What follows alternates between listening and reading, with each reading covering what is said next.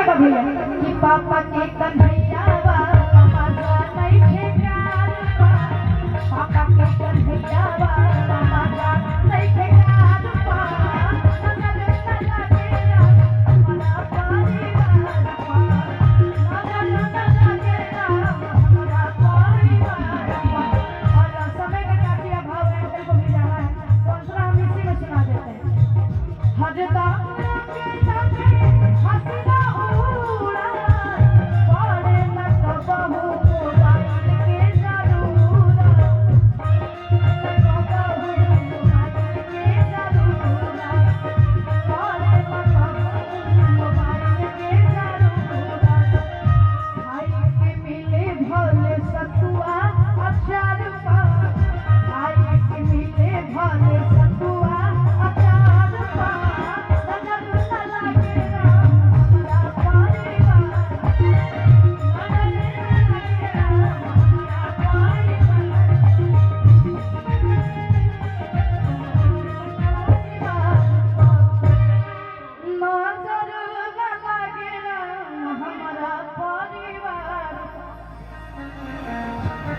और एक गाने की फरमाइश है कि राजा हम के बना